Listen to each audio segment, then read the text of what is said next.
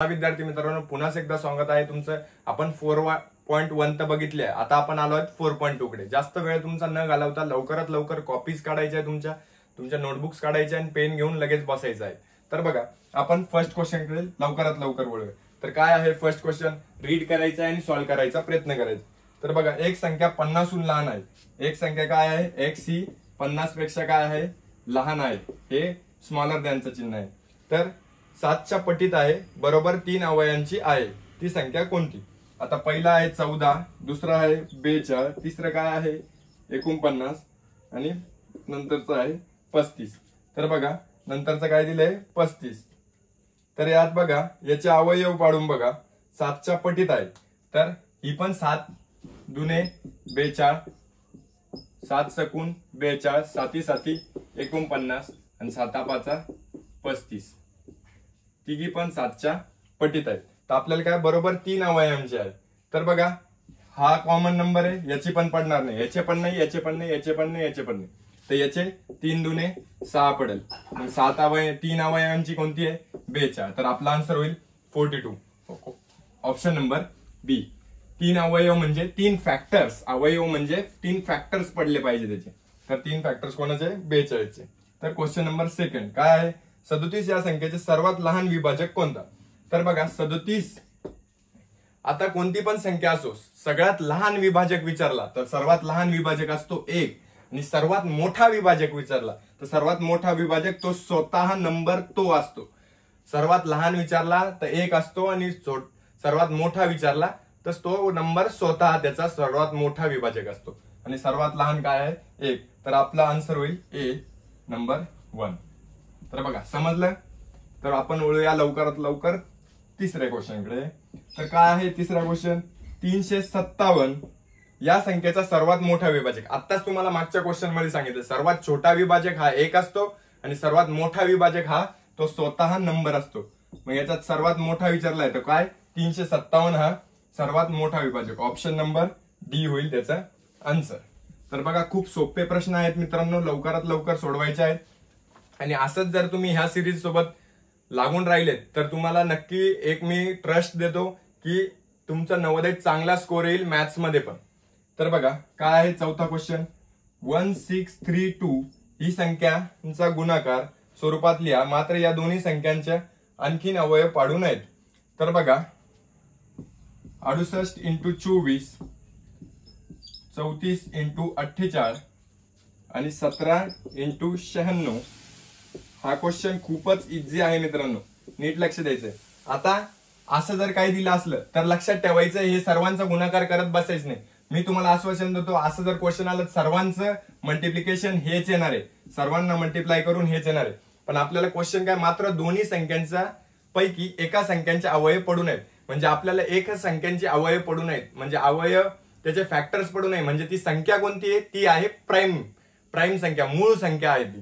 तर बघा, याचे पण फॅक्टर्स पडतात. 17 दुनी 34, 48 चे पण, 68 चे पण, 24 चे पण, दोघी संख्यांचे पडतात. 32 चे पण पडन, 17 त्रिक 51 चे पडन, 96 चे पडन. पण 17 चे पडतील का? नाही. तर आपल्याला दोघांपैकी एकाचेच फॅक्टर्स पडले नाही पाहिजे. तर आपला ऑप्शन नंबर झालं सी. त्यांनी कंडिशन्स काय दिल्या हे आपल्या अगोदर जाणून घेणं खूप महत्वाचं आहे. आणि मग नंतर आपण क्वेश्चन कडे वळूया.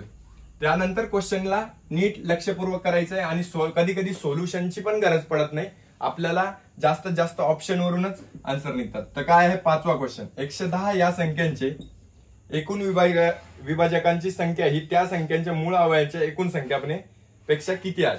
तर क्वेश्चन समजून घ्यायचा. 110 चे विभाजक काढू आपण अगोदर. काय आहे 110 चे विभाजक? 5 दुने 10 आणि 1 5 5 5 दुने 10 आणि बघा 5 दुने 10 उरला 1, 5 दुने 10 22. मग बघा 2 11 11 1. तर काय आले?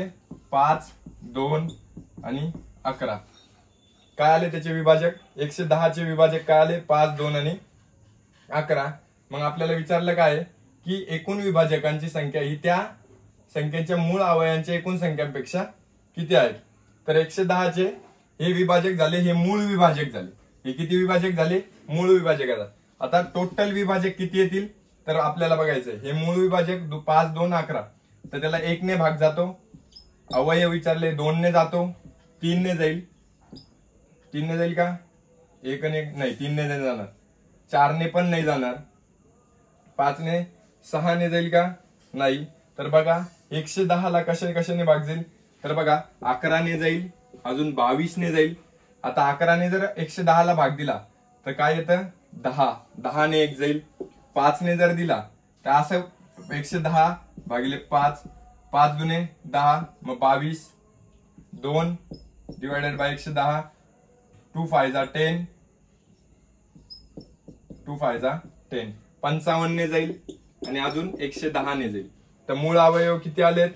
तर बघा मूळ अवयव किती येतात त्याचे? 1 2 3 4 5 6 7 8.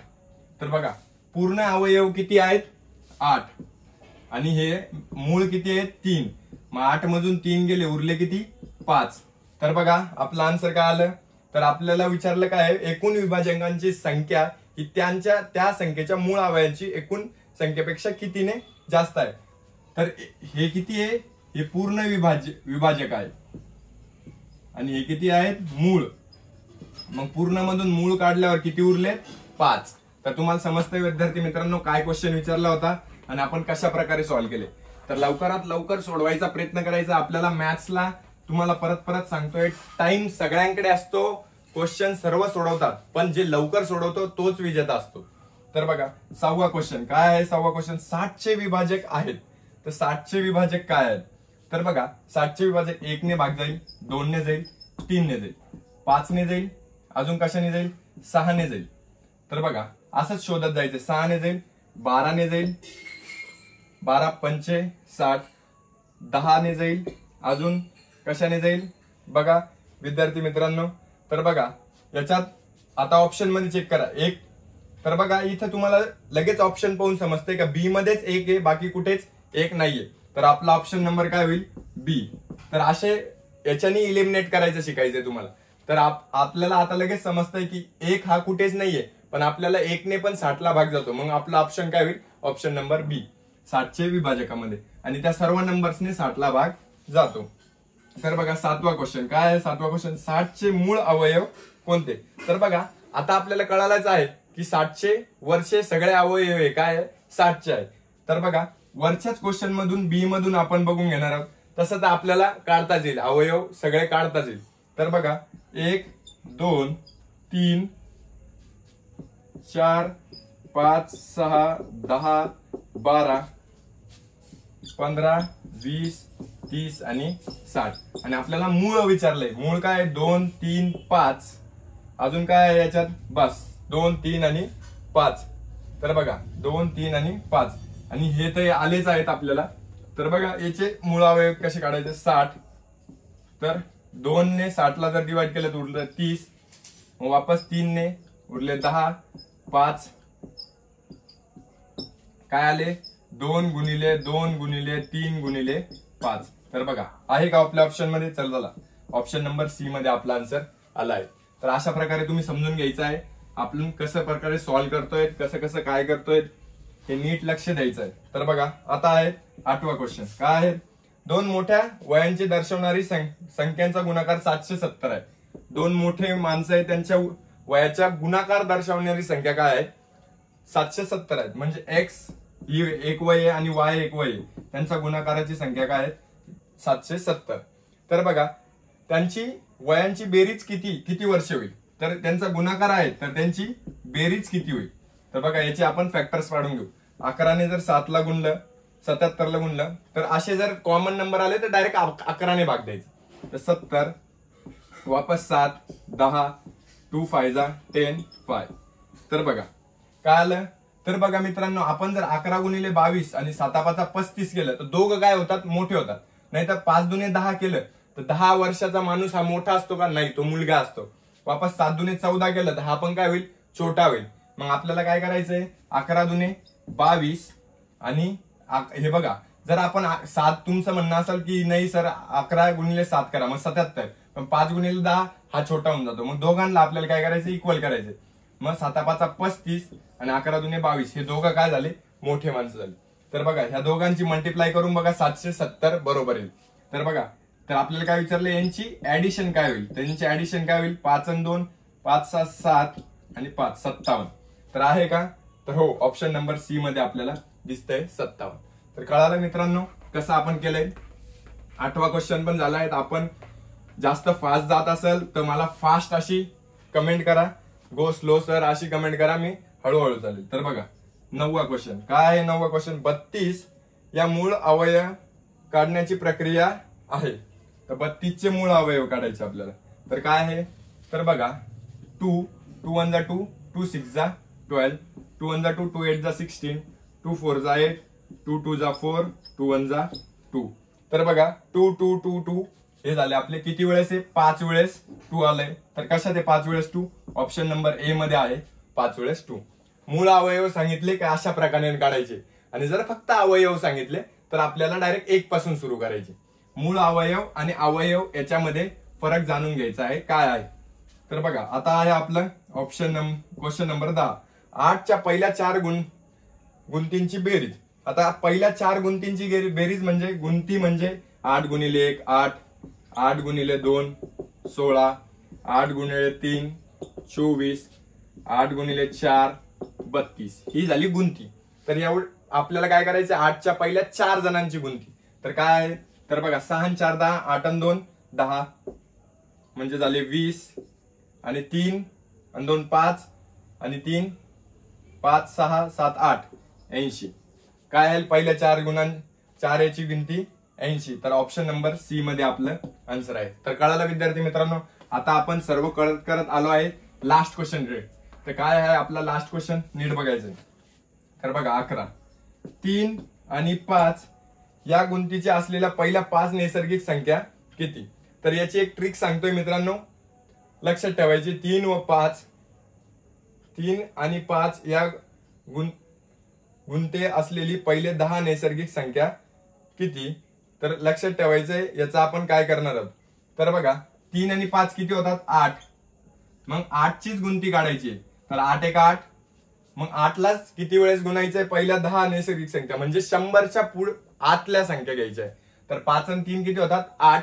मग या दोघांची संख्या आपल्याला एकत्र भेटेल 8 8 2 16 8 1 8 8 2 16 8 3 24 8 8 3 24 8 4 जा 32 8 5 जा 40 8 6 जा 48 8 8 6 जा 48 8 7 जा 56 8 8 जा 64 8 9 जा 72 8 10 जा 80. हे 80 पर्यंत झालंय.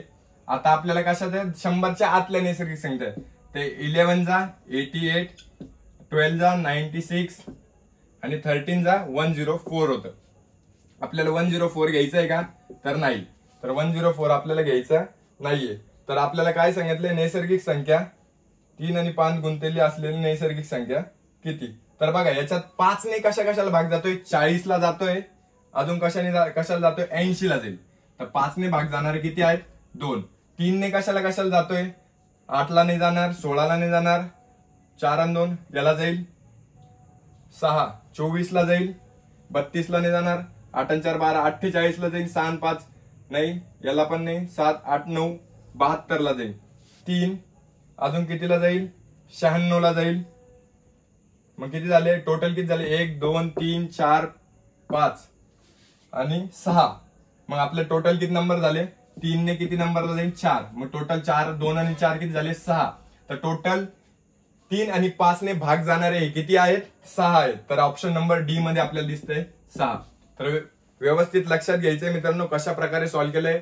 आणि इथे आपला चौथा धडा संपूर्ण संपला आहे. तर तुम्ही व्यवस्थित जर ह्या चॅप्टर्स कडे लक्ष दिलं आणि व्यवस्थित जर आमच्या सोबत जुडून राहिले याच्यासोबत, तर लवकरात लवकर तुम्हाला सर्व चॅप्टर्स समजायला खूप सोपे जाईल. आणि असंच चॅनलला सपोर्ट करत राहा आणि चॅनलला जास्तीत जास्त शेअर करण्याचा प्रयत्न करत राहा. तुमच्या एका शेअरने एखाद्याला नवोदयात जाण्याची संधी, त्यांचे चान्सेस जास्त वाढू शकतात. तर आपला हेल्पिंग हँड्स नेहमी राहिले पाहिजेत. तर तुम्हाला काही अडचण असेल तर मी पर्सनल नंबर काही व्हिडिओज मध्ये तुम्हाला दिला आहे. तर त्याच्या मदतीने मला कॉन्टॅक्ट करा. नाहीतर मग युट्यूब आपल्याच व्हिडिओच्या खाली मला कमेंट करा, सर आम्हाला याच्यात अडचण येते, तर मी तुमचं सॉल्व्ह करण्याचा प्रयत्न करेन. थँक्यू.